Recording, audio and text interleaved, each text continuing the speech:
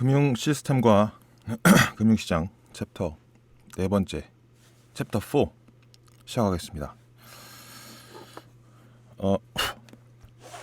이번에 강의를 지금 만들면서 계속 시스템을 업그레이드 하고 있는데, 이전 강의들의 이 펜슬 시스템, 이 강의를 처음에 기획한 건 오래전이지만 그 과정에서 제가 아이패드 프로를 사버려서 이번 시간부터 펜이 좀 좋아졌습니다. 이렇게, 그러니까 이를테면 뭐 이렇게 약간 차이가 좀 있을 거니까 뭐 그렇게 아시면 된다.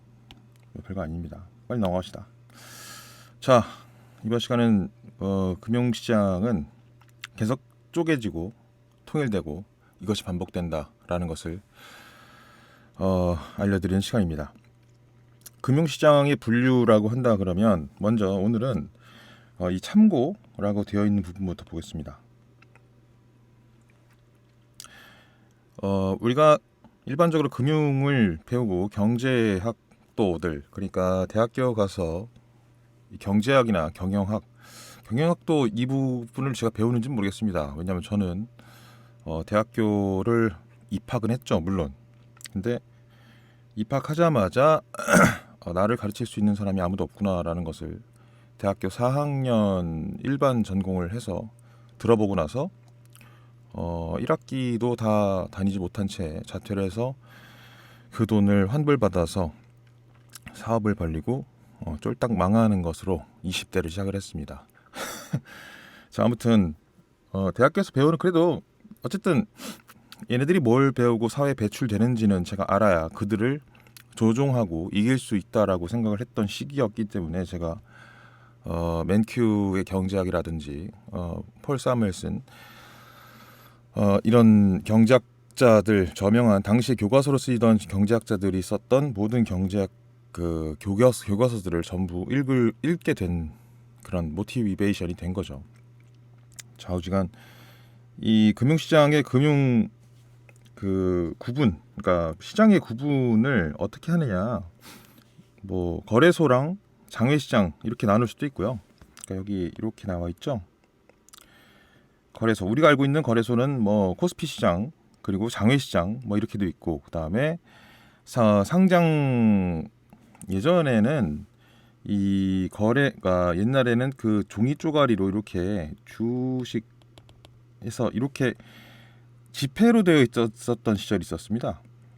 지금은 아무도 이걸 갖고 다니지 않죠. 그러니까 지금은 세종대왕 그리고 신사임당이 그려져 있는 캐시, 현찰도 잘 안 들고 다니잖아요. 물론 들고 다니시는 분들도 계시지만 거의 이 전자결제 시스템으로 다 넘어간 지 오래입니다. 그러니까 다 카드를 쓴다든지 뭐 삼성페이를 쓴다든지 그런 식으로 넘어갔죠. 그래서 이 현실 세계, 그러니까 사이버 세계의 숫자로만 존재하는 돈만 사용하는 그런 형태로 대부분 생활을 유지하고 있습니다. 그리고 그런 어떤 통화를 사용하고 있죠, 화폐를. 주식도 예전에는, 지금은 이제 그렇게 됐는데, 과거에는 이 현찰같이 종이 쪼가리로 있었는데, 그때 거래소에서 거래하는 거래소가 있었고, 그 다음에 거래소 밖에서 그냥 주고받고 하는 그런 시장이 있었습니다. 그래서 그거를 그것도 하나의 시장이니까 장외시장이라고 구분을 해놨던 거죠. 그래서 이 주식에는 이 우리가 알고 있는 세종대왕이 그려져 있는 10,000원짜리 지폐, 10,000원짜리 지폐랑 50,000원짜리 지폐, 이 지폐들은 이 지폐의 주인이 누군지 모르잖아요. 그죠? 그렇기 때문에 이게 블랙머니가 될 수가 있는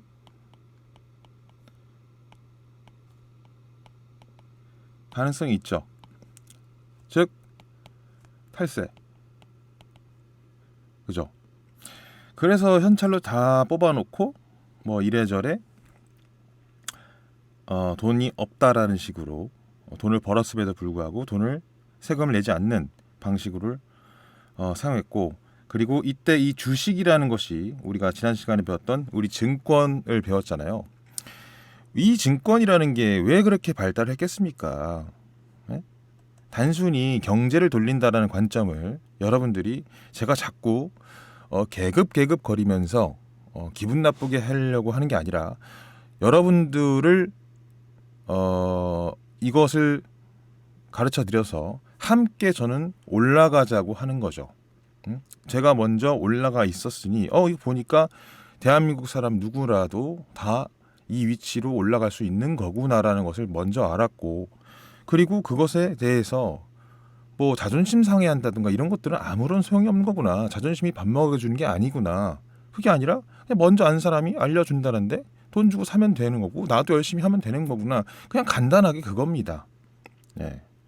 그래서 그런 다음에 같이 즐겁게 놀자라는 게 제 취지이기 때문에, 왜냐면 그 먼저 앞서 가버리면 이제 같이 수준이 맞아서 놀 수 있는 사람들이 너무 적어져서 재미있는 것을 찾기가 상당히 힘들어지거든요.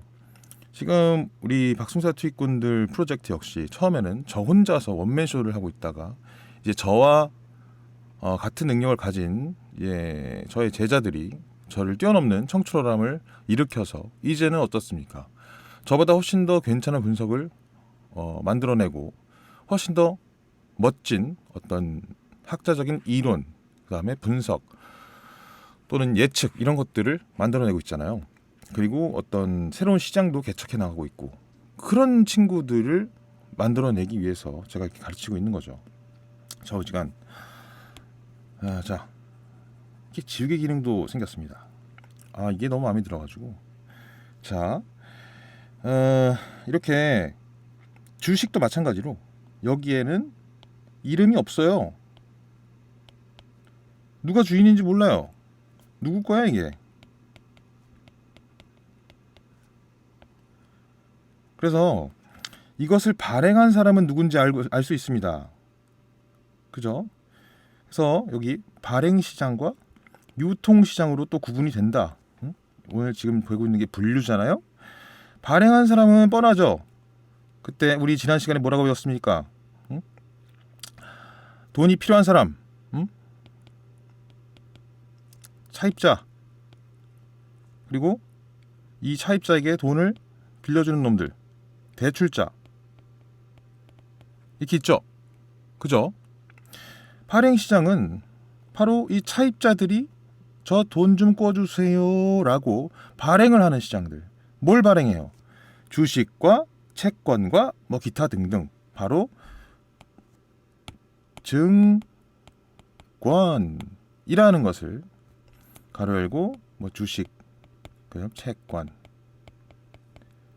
기타 등등. 그다음에 국가가 발행 시장에 참여해서 국가가 발행하는 것들은 자본 시장이라고 해서 또 여기 통화를 발행하죠. 통화. 뭐 이런 것들을 마구 발행하는 시장들이 있습니다. 그죠? 그리고 이미 발행됐어. 그러니까 누가 발행했는지 알아. 원화 이건 누가 발행했어요? 대한민국이 발행한 겁니다. 한국은행이. 그리고 USD 이거 달러죠. 이거 누가 발행했어요? 연준이 발행했잖아요. 발행자는 있습니다. 발행시장은 존재해요. 그러면 이 발행된 건 누군지 알아? 그리고 또 한 가지 예를 한번 들어볼까요? 또 한 가지 예를 들면 이렇게 주식이 있는데 여기 삼성전자라고 액면가 뭐 5,000원이라고 합시다. 5,000원 이렇게 해서 지폐가 하나 발행이 됐습니다. 이거 누가 발행했습니까? 네, 삼성전자에서 발행했죠. 이미 발행됐어요. 이렇게. 그러면 이 발행된 거를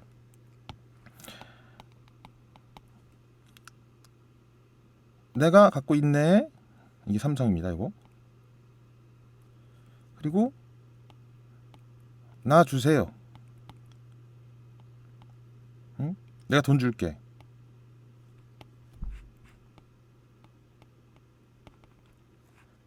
그럼 얘는 나닛 이러면서 처음에 발행시장 때 5,000원을 주고 샀던 삼성전자의 주식을 얘가 얼마를 준다 그래요? 내가 5만 원 줄게. 그러면 우리 친구는 뭐라 그럽니까? 오케이. 10배 뛰기. 그죠? 내가 5천 원 주고 샀던 거를 5만 원에 파니까. 그죠? 이게 유통시장에서 벌어지고 있는 일들이다. 입니다. 발행시장과 유통시장 둘은 다르죠. 금융시장의 분류를 그런 식으로 하고 있는 겁니다. 이 전자칠판을 쓸 때 이렇게 지우개가 잘 작동을 해야 되는데 지난 시간까지 구형 아이패드를 쓰고 있어서 제가 이 지우개 기능이 있는 앱을 온전하게 사용할 수가 없었네요. 물론 쓸 거면 쓸 수 있었지만. 자, 아무튼 화면이 그래도 좀 깔끔해져서 다행입니다. 여러분들한테 좀 더 양질의 강의를 전달해 드릴 수 있는 것 같아서. 자, 그리고 뭐 나머지는 검색을 해보십시오. 이 자금 시장과 뭐 자본 시장, 이게 뭐겠습니까? 뭐 자금 시장 같은 경우에는 국가에서 발행하는 뭐 그런 것들, 뭐 인터뱅크라든지 그런 것들이고, 자본 시장이 이제 우리가 주로 거래를 하게 될 뭐 주식, 채권, 뭐 그런 것들이죠.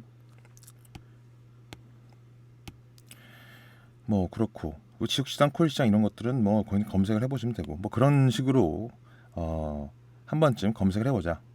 제 강의에서는 이런 뻔한 내용들로 시간을 때우기 너무 아깝습니다. 자, 결론은 뭐냐? 여러분들이 이 금융시장을 바라보는 관점은 이렇게 바뀌어야 됩니다. 돈을 벌기 위해서. 우리 목적은 뭡니까?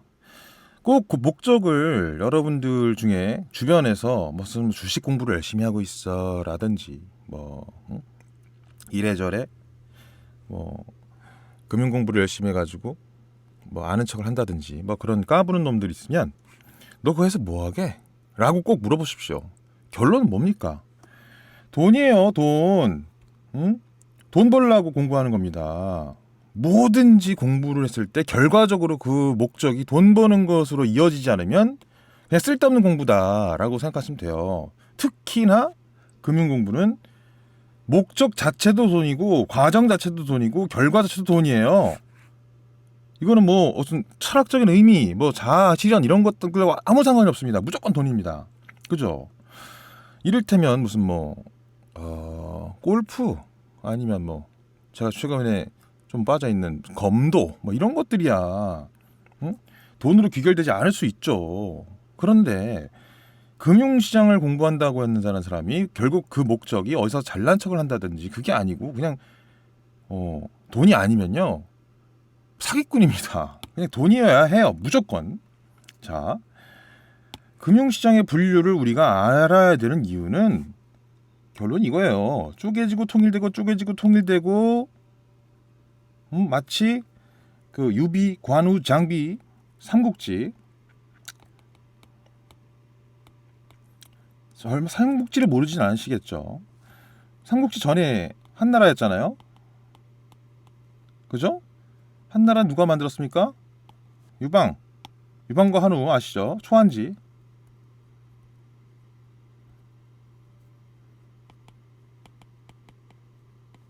이렇게 이어집니다. 그러니까 초한지 시절은 분열, 쪼개져 있죠. 그 다음에 유방이 통일했죠. 통일. 그리고 다시 춘추 전국 시대가 열리면서 삼국지 시대가 열리죠. 유비도 나오고 조조도 나오고 뭐 손견도 나오고 손책도 나오고 뭐 공손찬도 나오고 원수도 나오는 그런 다시 쪼개졌죠. 이 누가 통일합니까? 결국 조조의 아들 조비 그리고 뭐 사실상 잠깐이지만 그 다음에 사마의가 이제 위나라를 싹 다 정리를 하면서 다시 통일되고 반복이죠. 네, 공부를 해보시면 아실 겁니다. 이것은 비단 중국의 역사뿐만 아니라 인류 전쟁 역사와 똑같아요. 모든 동서양 막론하고 어디든지 똑같습니다. 네. 전부 그냥 인류 역사 전체를 통틀어서 생각을 하시면 된다. 아시겠죠? 자, 이제 금융시장을 왜 이렇게 분류를 해야 되고 이것이 결국 여러분들이 돈이 될 수밖에 없는 이유를 그거부터 설명해 드리죠. 자, 역사가 이렇게 반복된다. 그래서 금융시장 분류를 그런 식으로 관점을 바라보고만 있어도 여러분들은 지금 내가 어디에 있지? 라는 것을 안다 그러면 지금이 쪼개지는 시기네. 그럼 그 다음에 뭐가 오겠어? 통일되는 시기가 오겠네. 그럼 내가 지금 만약에 통일되어 있는 시기에 살고 있어. 그럼 그 다음 뭐예요? 쪼개지는 시대에 살게 되겠네? 이걸 알게 되는 건 미래 예측을 할 수 있다는 얘기죠. 그리고 이 예측은 너무나 100% 확실한 확신으로 이어집니다. 그죠? 여러분 트레이딩 하실 때 이 말 맨날 듣잖아요. 확실하지 않으면 돈을 걸지 말라. 그 말 있죠. 이게 바로 거역할 수 없는 100% 확실한 확신. 이 일이 벌어진다라는 것은 그냥 99.9999%도 아니고 100% 확실한 겁니다. 왜? 그러지 않았던 역사를 우리 인류는 겪어본 적이 없으니까. 그리고 그렇게끔 작동하니까. 이게 뭐랑 같은 거냐? 어느 정도 100% 확실한 거냐면 생명이 태어나면 뭡니까? 죽어요. 응? 반드시 죽는다고요.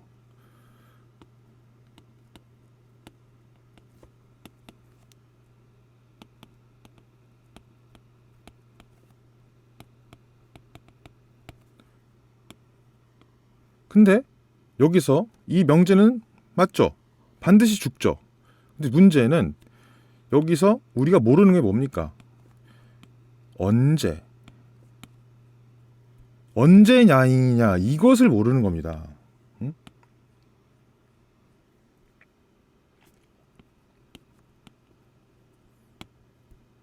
그죠? 언제냐인 것을 모르는 거예요. 근데 이거를 정확하게 맞출 수는 없습니다. 하지만 최소한 팩트는 확실하죠. 그리고 그 시기를 조금이라도 자신이 맞추려고 노력하는 과정, 네, 그것이 바로 우리말로 트레이딩이라고 합니다. 뭐 지금 여러분들 하는 금융 거래 그리고 재테크 그거를 예측에 성공하면 큰 부를 누리게 되고 그 보상으로 돈을 얻게 되는 거죠. 그죠? 그런 거예요.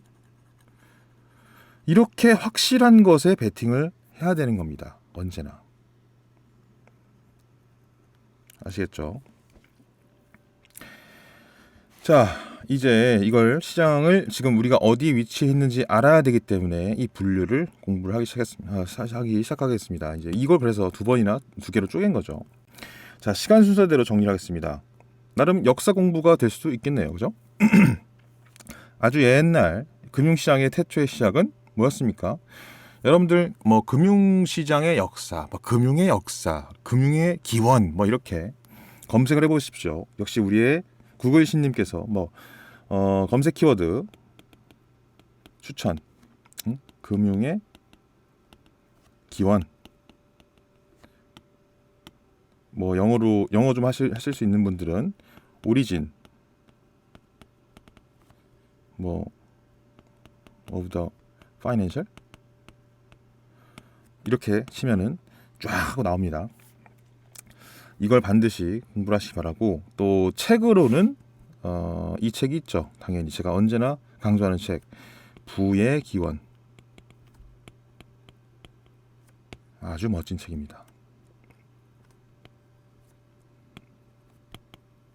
네, 이 책에 나와 있습니다. 여기서 이 책의 뭐 주제는 결국 기하급수의 그래프, 이것만 알면 되죠. 이 기하급수 그래프만 알면 사실 이걸 이해할 수 있었다라고 하면은 뭐 사실 득도했다라고 볼 수도 있는데, 자 아무튼 과거 이 사채업자 마냥 돈을 꿔주고 갚는 형태의 빚쟁이 형태에서 선도거래, 이게 선물거래입니다. 예. 검색해 보세요. 이 단어조차 모른다 그러면 이걸 할 정도로 이 수준 낮은 강의가 아니기 때문에, 그다음 선도거래가 등장하고 선물거래입니다. 이게 이걸 그래서 영어로 퓨처라고 하죠. 한글로 선물. 이 등장하고 채권도 등장하면서, 이게 뭐예요? 증권이죠. 이것들이 마구마구 태어났다. 이제 이런 것들이 생겨나면서 뭐야? 이 증권이라고 하는 개념, 즉 금융, 그죠? 이런 개념으로 돈을 벌 수 있잖아. 부자가 될 수 있잖아.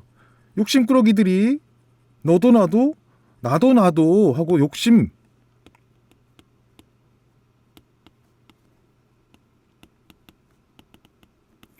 인간의 욕망, 이런 것들이 모여듭니다. 당연하죠. 왜? 돈 된다고 하니까. 응? 다 모입니다. 모든 것이. 그죠? 여기로. 돈 된다고 한다 그러면 어디까지 갑니까? 시간 순서대로 한번 봅시다. 자, 튤립 버블 너무 유명하죠. 튤립 버블, 튤립 파동 이렇게 검색을 하시면 됩니다. 이게 이제 1700년대 아니다. 튤립 버블은 요거는 1600년대. 네. 그리고 이제 미시시피 버블, 뭐 그다음에 사우스시 버블, 이런 것들이 이제 1700년대죠. 이때 이후, 이때도 뭡니까? 튤립이라는 것이 돈 된다고 하니까, 응? 튤립이란 건 꽃이잖아요. 이렇게 꽃인데 이 튤립으로 그 가격 형성이 된 게 아닙니다. 이 튤립이 피어날 것이라는 것을 알았기 때문에 그 씨앗, 이런 씨앗, 튤립 씨앗,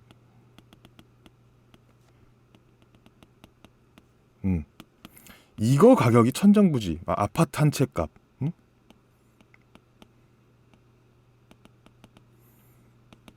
뭐 이래 버린 거죠. 그래서 모두가 다, 야, 튤립이면 돈 된대. 그래서 모두가 튤립으로 통일되었다가 어떻게 됐습니까? 그때 차트를 보면은 우린 쉽게 알 수 있죠. 그때 가격이 쫙 하고 올라갔다가 빵 이렇게 떠집니다.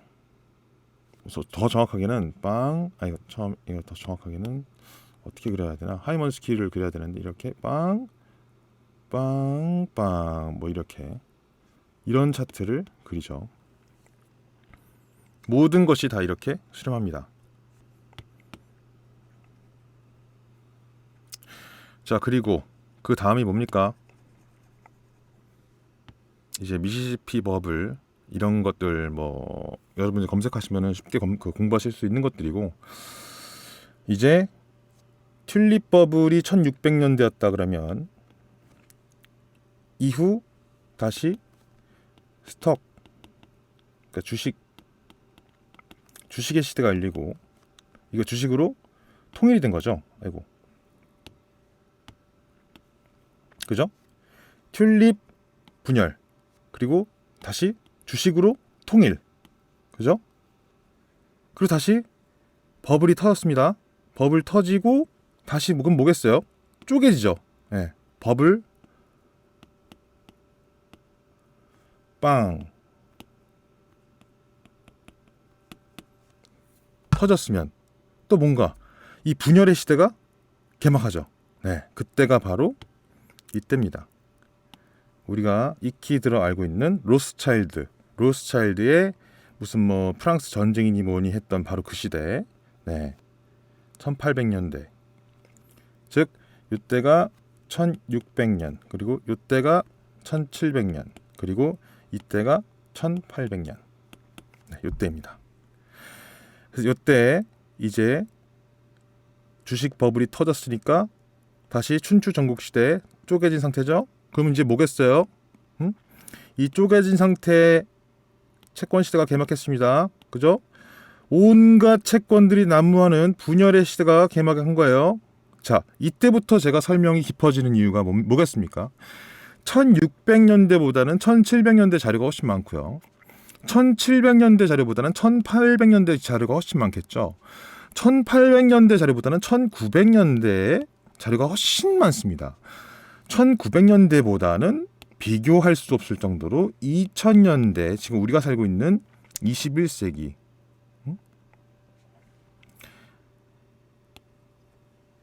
자료가 훨씬 더 많죠. 그죠?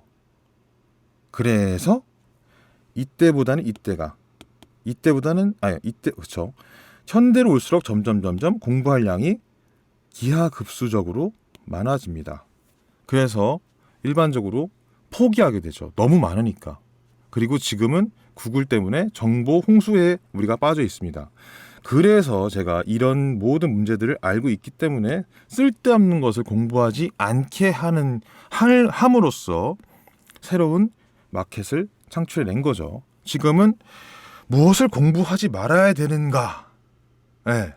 이것을 모르기 때문에 아무것도 할 수 없고 돈을 벌 수 없게끔 만든 거예요. 그게 팩트입니다. 그죠? 인간의 몸은 하나밖에 없고 팔은 2개밖에 없으며 24시간밖에 못 살잖아요. 그죠? 그렇기 때문입니다. 자, 계속 가봅시다.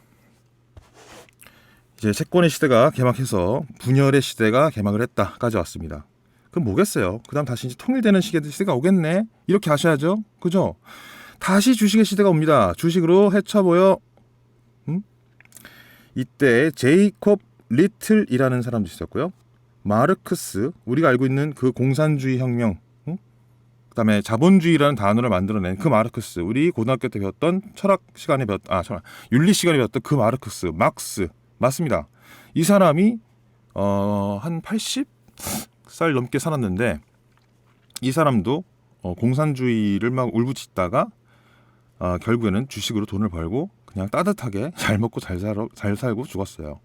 뭘로 벌었다? 네, 주식으로 벌었다. 주식의 시대가 열렸습니다. 그러다가 어떻게 됐습니까? 다시 또 대공황이 빵 터졌습니다. 그 주식 버블이 터졌죠.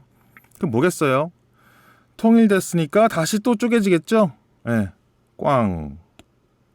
그냥 꽝이에요, 꽝. 언제나 꽝. 온갖 분열로 난무하겠죠, 당연히. 그리고 이때 유명했던 사람이 누굽니까?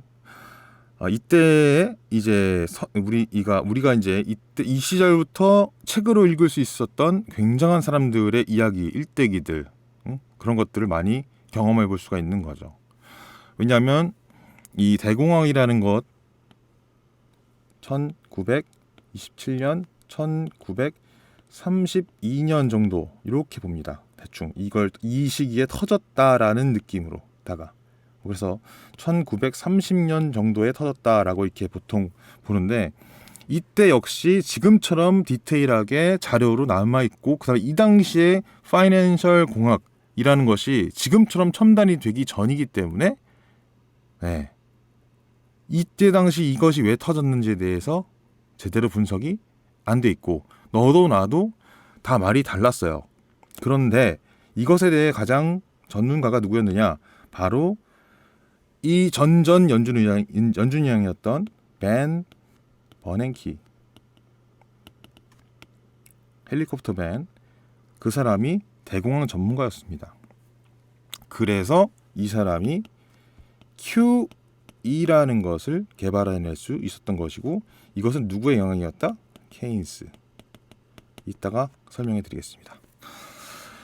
자, 아무튼 이때 이 대공황이 터짐으로써 다시 분열의 시대가 왔겠네라고 여러분들은 계속 요것만, 이건 또 파란색으로 해드려야겠구나. 이것만 계속 계속 생각하십시오. 계속 이것만 따라가면 됩니다. 이것만 계속 따라가면 여러분들은 미래를 예측할 수 있는 기본기를 탑재할 수 있다. 쪼개지고 통일되고 쪼개지고 통일되고 이것만 계속 기억하십시오. 자, 가보겠습니다. 계속. 선물거래 시대가 개막됐습니다. 자, 그러면 이때 1800년대 후반, 1900년대 중반까지 상품 거래소가 대박이 났습니다. 누구로 대변되는 제시 리버모어, 그 유명한 제시 리버모어가 이제 나오네요. 그죠? 바로 1800년대 말, 그 다음에 1900년대 초반까지 이 제시 리버모어가 이 세상에서 가장 부자였다라고 기록되어진 사람 중에서는 최고였죠. 네, 이게 바로 이 대공황이 터진 시절에 온갖 분열로 난리가 났던 시절에 선물 거래의 시대가 열렸고, 이 선물 거래로 초대박을 친 게 바로 누구다? 제시 리버모어다. 콩 무슨 뭐 축산물 이런 거 선물을 잔뜩 해가지고. 자, 그 다음 누굴까요? 자, 분열이 됐어요. 그러면 분열 쪼개졌으니까 그 다음 뭐겠습니까? 다시 통일되겠죠? 뭔가로. 다시 주식의 대세 상승 시대가 옵니다. 네. 이때가 바로 1940년부터 1990년대까지. 90년대. 그렇죠. 네. 플라자 합의가 터질 때쯤이 이제 미국의 경기 침체로 보니까 그때까지 이제 고공 상승을 다시 시작합니다. 모두가 다 주식이 답이다. 주식이 답이다. 주식으로 헤쳐모여. 주식으로 통일하자라고 하는 바로 그때 그 시절. 네. 그 시절로 가서 통일의 시대가 열립니다. 이때 가장 대표적인 인물이 누구다? 네, 워렌 버핏. 워렌 버핏은 이미 한 중학생, 고등학생, 그렇죠, 고등학생 시절에 이미 금전적 경제적인 부를 다 읽어버렸죠. 네, 워렌 버핏이 유명해진 이유는 그겁니다. 애초에 부모님이 변호사 출신, 그리고 제가 알기로는 공화당이었나 정치인이에요. 그리고 유태인이고, 그리고 본인은 11살 때부터 주식을 시작했죠. 그래서 17살이 되던 해가 벌써 8년차 트레이더. 그러니까 그쵸. 대학교 입학이 보통 19살 정도니까, 그쵸. 19살, 18살 정도 됐을 때, 그러니까 그 하이스쿨 졸업할 때쯤 됐을 때는 이미 8년차 트레이더가 되어 있었습니다. 근데 그때 시기를 잘 만나서 워렌 버핏이 1930년생인데 시기가 또 어땠어요?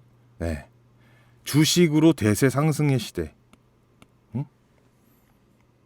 그리고 통일의 시대, 쪼개졌던 게 다시 통일되는 그 시기를 만났기 때문에 운까지 좋았죠. 네, 이런 먼치킨이 있을 수 있는 겁니다. 자, 어떻습니까? 여기까지 왔습니다. 지금 1990년대 딱 90년 정도까지 온 거예요. 여기까지 설명했습니다. 재밌죠? 다음. 자, 이제부터가 진짜입니다. 이 90년대를 돌아가 보면 지금 통일까지 왔습니다. 그죠? 이제 뭐 차례? 쪼개질 차례. 그죠? 분열. 이거.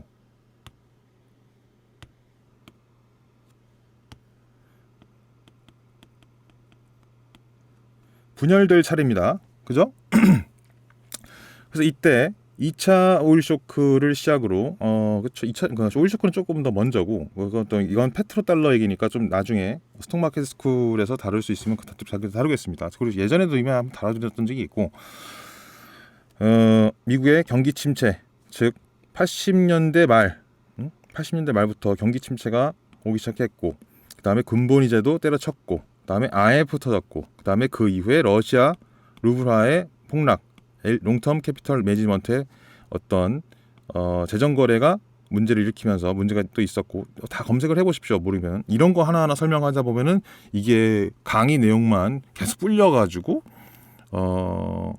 솔직히 강의 장사를 계속 할 수가 있는 상황이 됩니다. 그냥 여기 나와 있는 단어들 중에 이거 모르는 단어야라고 하면 무조건 검색을 하십시오. 그리고 또 91년 영란은행의 파운드화, 그레이트 GBP, 파운드화 격파, 이거 누가 했어요? 네, 조지 소로스. 그리고 IT 버블, 즉 한마디로 공매도를 하는 놈들의 시대, 곰들의 시대.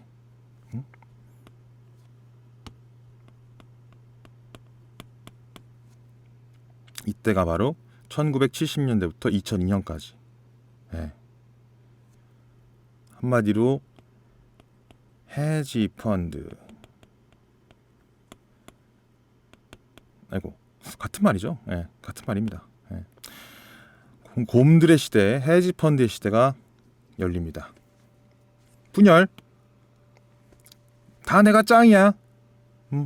삼국지에 나오는 내가 조조야, 내가 유비야, 내가 원소야, 내가 손권이야 라고 하는 시대가 열립니다. 이때 1970년대 2002년 이때가 바로 조지 소로스, 짐 로저스, 온갖 난세 영웅이 다 튀어나오죠. 대혼란의 시기가 열립니다. 다시 분열의 시대가 열렸다. 자, 그러면 이제 여러분들은 당연히 알고 계실 겁니다. 이쯤 이렇게까지 설명했으니까. 자, 그럼 이 시기 다음은 뭐예요? 다시 통일의 시대가 온다라는 것을 알죠. 근데 무엇으로 통일될 것인가? 그리고 언제까지 통일될 것인가? 이것을 이 시기에 공부를 해놓은 사람만 알겠어요? 아니면 대충 10가지만 공부했던 사람이 그냥 알겠어요? 공부를 철저히 한 사람만 준비하고 어떤 특정 상품이나 자기가 할 수 있는 테크닉, 택틱, 전술, 전략을 짤 수 있는 거겠죠? 만약에 몸이 노쇠하고 머리가 더 이상 안 돌아가, 그렇다라고 한다면 아무것도 안 하고 그냥 뭔가 통일이 되는 시대가 오겠거니 하고 가만히 있는 늙은이의 선택을 할 수가 있는 거죠. 지난 시간에 말씀드렸지 않습니까? 그죠? 그걸 배우고 계시는 겁니다. 자, 근데 여기서 이때 역사상, 인류 역사상 가장 중요한 이벤트가 발생합니다. 뭐냐? 인터넷 세계와 현실 세계가 나눠집니다. 그러니까 지금 금융시장의 분류만 통일, 쪼개짐, 통일, 쪼개짐,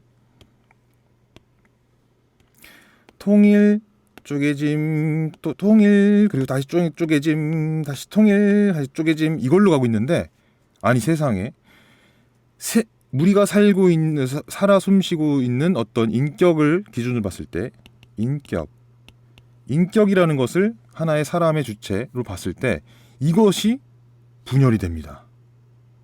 뭘로 인해서? 인터넷 세계로 인해서. 이것이 두 가지 세계로 또 쪼개져요. 한 명의 인간에게 다수의 인격을 가지게 하는 인터넷 세계, 이것을 우리가 뭐라고 합니까? 사이버 세계라고 하죠. 그죠? 이거 이해하시죠? 무슨 그동안 제 강의를 쭉 들어왔던 분들은 이게 뭔 말인지 아실 수도, 모르실 수도 있으니까 설명을 드리겠습니다. 이게 세상에서 우리가 지금 현재 제 목소리를 듣고 있는 여러분들, 그러니까 2020년이죠. 2020년에 가장, 그러니까 제 강의를 듣고 있는 사람이라면 가장 중요한, 우리가 살면서 알 수 있는 가장 중요한 이벤트입니다. IT 혁명. IT가 뭡니까? 정보통신.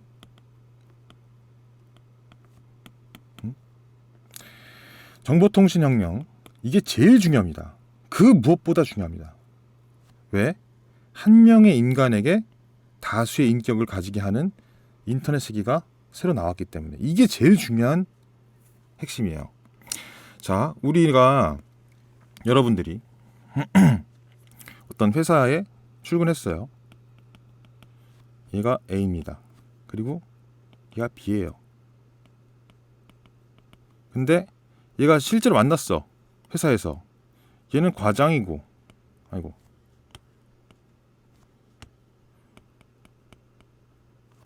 그 다음에 얘는 대리야. 그러면 얘가 얘한테 뭐라 그래요? 존댓말 쓰고 안녕하세요 과장님 좋은 아침입니다 라고 말을 하죠. 그러면 B는 뭐라 그래요? 그래 김대리 잘 있었어? 좋은 아침 이라고 말을 하죠. 근데 하필이면 이 새끼가 이 과장이라는 놈이 아주 개새끼야. 정말 양아치고 정말 그냥 속 좁고 그냥 그지 같은 새끼야. 그러면 이 A는 B에게 사실 마음에도 없는 소리란 거죠. 좋은 아침입니다. 안녕하세요? 안녕하긴 뭘 안녕해. 이 개새끼야. 솔직히 그러고 싶죠. 그런데 인터넷 세계로 접속을 해봅시다. 그래서 뭐 블라인드라는 앱도 있죠. 이런 앱도 있고 그 다음에 일베 그 다음에 오유 그 다음에 또 지금은 유튜브 이거 그리고 팟캐스트 전부 온라인이지 않습니까? 여기서 이것들의 핵심 뭐예요?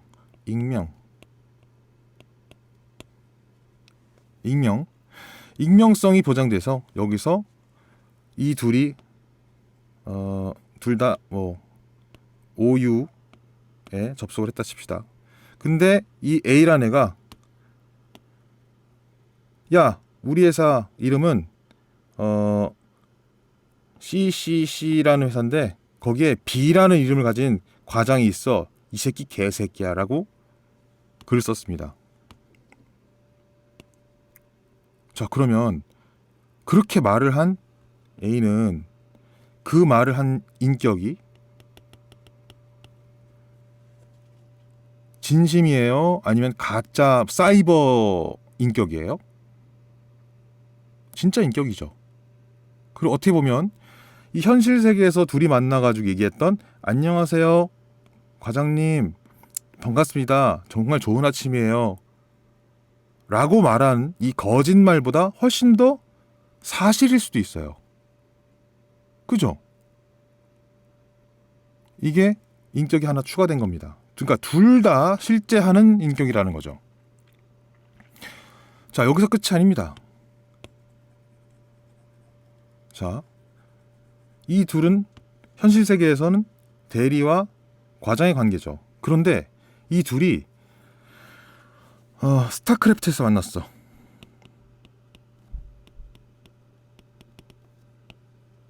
그러면 둘이 누군지 모르죠. 기본적으로 A가 접속했고 B가 접속했어. 근데 둘이 쌍욕을 해. 응? 얘들 막 쌍욕을 해. 왜? 이기고 지고 이기고 지고 막 정말 맨업게 플레이를 할 수도 있는 거죠.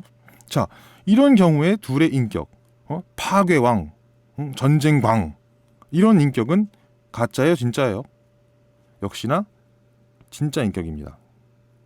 뭐 스타크래프트가 아니어도 뭐 온라인 게임, MMORPG 같은 거,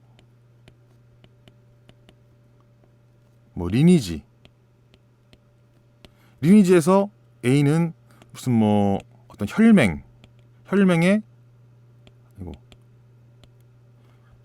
무슨 뭐 간부 내지는 뭐 대단한 어떤 위치에 싸움을 잘하는 뭐 게임을 잘하는 사람 그러니까 에이스 플레이어. 그래서 여기 이 리니지라는 게임 안에서는 굉장한 대우를 받습니다. 그런데 이 B라는 놈은 리니지 접속하면 쪼렙이야. 병신.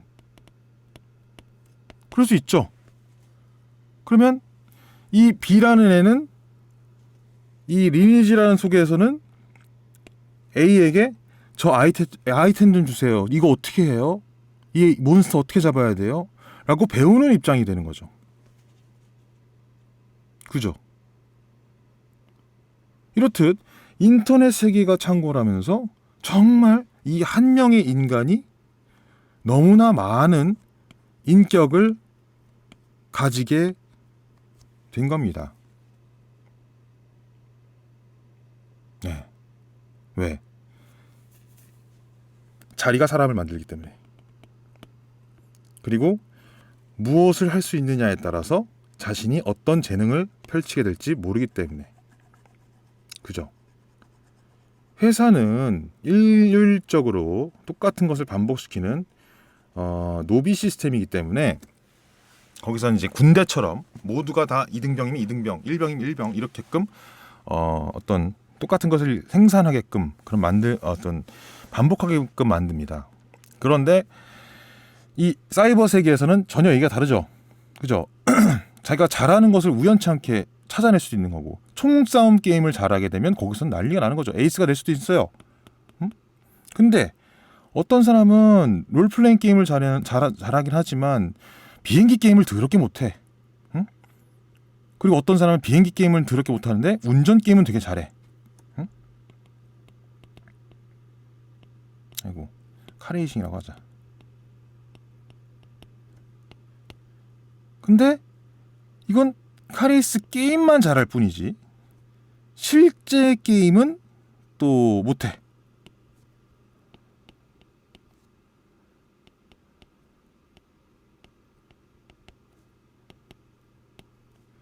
이건 제가 많이 겪었던 겁니다. 이 그란투리스모라는 자동차 게임이 있어요. 그리고 저는 실제 카레이싱밖에 안 해봤습니다. 저는 참고로 자동차 게임을 못합니다. 멀미가 나서. 운전대 잡고 요즘 막 하잖아요. 저는 못해요. 한 1분도 못합니다. 근데 그 안에서 운전 좀 잘한다고 까불고 막 허세를 부리고 이런 애들 보면 정말 웃어 죽겠는데, 이런 애들을 이 게임 속에서 그 사람을 보면서 야, 어떻게 하면 이 경기장을 이렇게 빠르게 주파할 수 있습니까? 라고 막 글이 달리고 댓글 달리고 알려주세요라고 하고 막 이렇게 레슨도 받고 이래요. 네. 마치 실제 카레이싱 세계에 그러니까 현실 세계에 있었던 것들이 인터넷 세계에서의 어떤 자아실현을 위한 어떤 그런 것들로 전부 다 구현되고 있다라는 거죠. 신기하게. 그죠? 그래서 역사상 가장 중요한 이벤트인 겁니다. 그리고 제가 이제 이어질 모든 강의의 기본적인 맥락은 전부 다 이 두 개로 나눠진 세계를 기점으로 설명을 할 겁니다. 이 관점이 유지가 되고 바라봐야 여러분들이 전부 제 목적대로 기득권이 될 수 있습니다. 자, 넘어가 보시죠. 다 이해했다고 보고. 그리고 혹시라도 이해가 안 되시는 부분이 있다라고 한다면 당연히 저는 이 강의를 보고 계신 모든 분들을 단톡방에 초대를 해드렸으니까 질문을 해주셔야 됩니다. 저는 지금 설명을 굉장히 지금 철저하게 하고 있다고 생각하지만 그래도 부족할 수 있으니까 그럴 때는 대놓고 질문하시는 겁니다. 그리고 우리 텔레그램은 다행히도 익명성 보장이 세계 최고로 잘 되어 있기 때문에 저는 누군지 모르기 때문에 마구 질문을 날려주시기 바란다. 네. 자, 이 이벤트가 발생했다. 그리고 영토 정복이 불필요한 2차 세계대전 이후임에도 불구하고, 자, 왜 영토 정복이 불필요해졌죠? 네, 핵 때문이죠.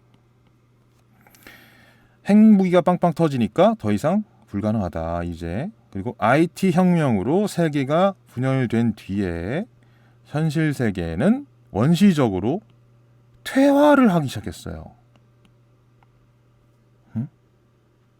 뭡니까? 이전까지, 자, 쭉 한번 봅시다. 뭔가 히스토리가 쭉 이어오면서 굉장히 느껴지지 않습니까? 뭐 튤립 같은 거에다 투자를 해가지고 뭐 그러고 있고, 그다음에 그러다가 이제 주식이 등장하고 뭐 그렇게 된 상황인데, 그러다가 선물 거래라는 것도 나오고, 그다음 이제 옵션 또 대박이 나고 뭐 이런 식으로 쭉 그러니까 워렌 버핏도 나오고 이런 식으로 뭔가 발전, 응? 진화, 발전과 진화를 했다는 그런 것들이 보이죠. 시대의 흐름으로. 그죠? 그런데 갑자기 이 포인트에서 퇴화를 해요. 응? 뭘로? 갑자기 다시 땅 차지하는 걸로 돌아가. 부동산 버블이 낍니다. 2003년부터 2008년까지. 네. 왜?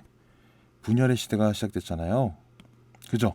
난세 영웅 출몰해서 분열의 시대가 시작됐으니까 이제 뭔가 사람들은 다시 통일을 원했던 거고, 이것은 곧 새 질서, 그리고 뭔가 안정적인 삶 추구.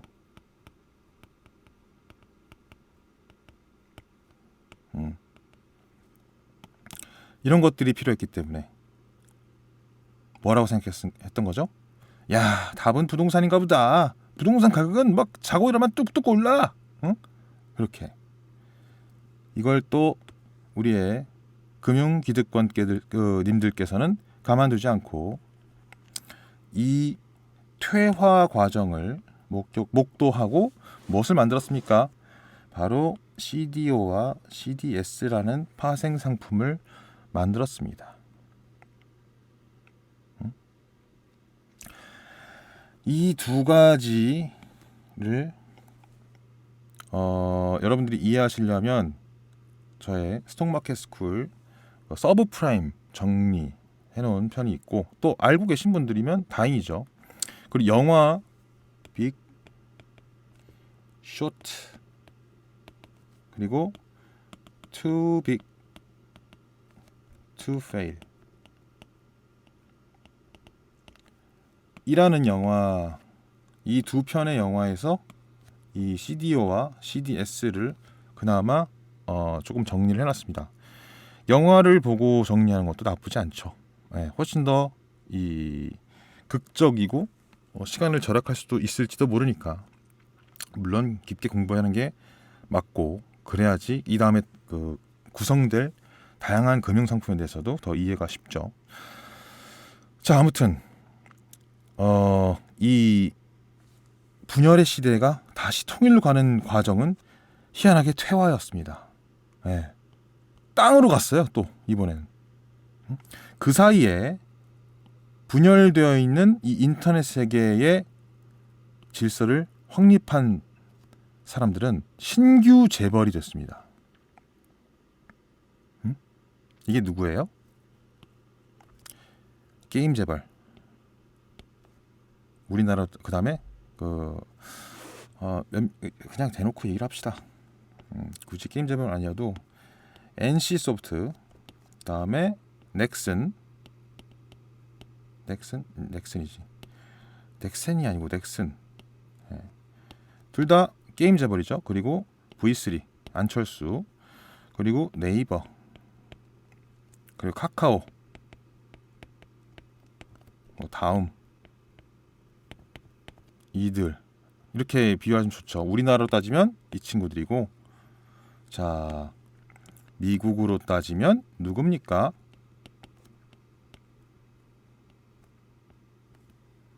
빵이죠. 페이스북, 그리고 애플, 그리고 아마존, 그리고 왜 이리 넷플릭스, 그리고 마지막 구글은 곧 유튜브죠. 네. 신규 재벌로 자리를 잡았습니다. 즉 인터넷 세계와 현실 세계는 따로 놀기 시작한 거예요. 둘이. 이게 굉장히 시사하는 바가 큽니다. 따로 봐야 돼요. 이 둘을. 세계가 달라요. 둘이가. 응? 지구가 다르다고. 굉장히 중요합니다. 여러분들이 모든 이 시장을, 금융시장을 볼 때 지구가 두 개라고 생각을 해야 돼요. 이렇게 하나는 현실 세계, 또 하나는 사이버. 이 두 개가 다르다고 봐야 돼요. 아시겠습니까? 이 굉장히 중요한 개념입니다. 자, 왜냐하면 이 인터넷 세계에서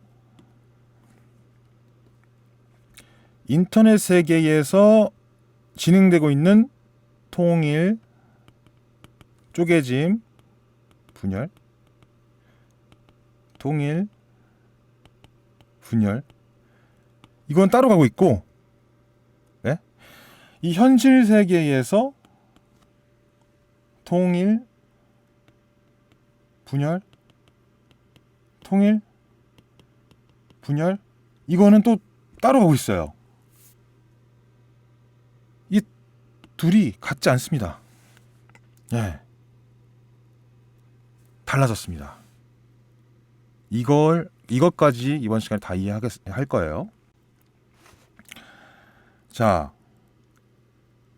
이렇게 빵, 그다음에 카카오, 우리나라 따지면 네이버, 이렇게 신규 재벌이 자리 잡는 동안에 현실 세계는 뭡니까? 삼국지 시대 마냥 모두가 땅을 차지하기 위한 부동산의 시대, 서브프라임 모기지론의 시대가 열려버렸습니다. 네. 둘은 다르죠? 서브프라임 모기지론과 페이스북, 애플, 아마존, 넷플릭스, 구글이랑 뭔 상관입니까?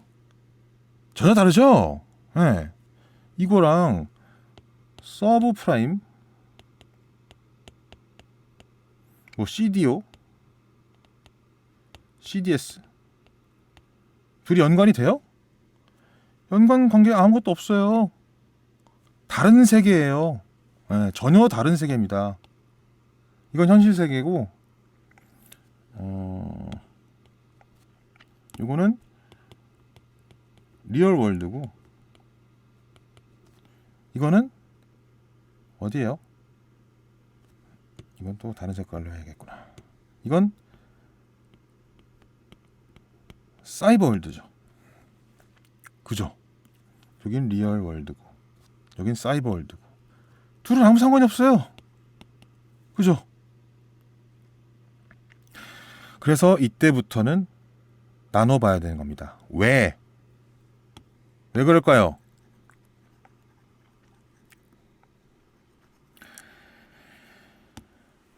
아니야 달라. 퇴화인 만큼 당연히 서브프라임 모기지론은 버블이 폭발했습니다. 그리고 기득권이라고 했던 드디어 베어 스턴스 그리고 리만 브라더스, 얘네들이 죽었어요. 멸망으로 갑니다. 현실 세계는. 그런데 인터넷 세계는 비트코인이 새롭게 출현했습니다. 그래서 뭐로부터의 분열?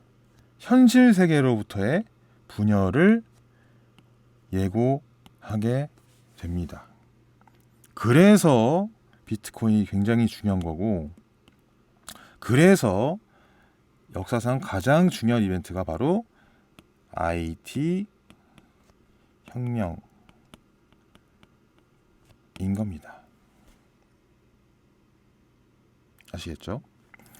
그래서 이 두 가지를 구분해서 여러분들이 일을 해야 된다. 아시겠죠? 자, 다음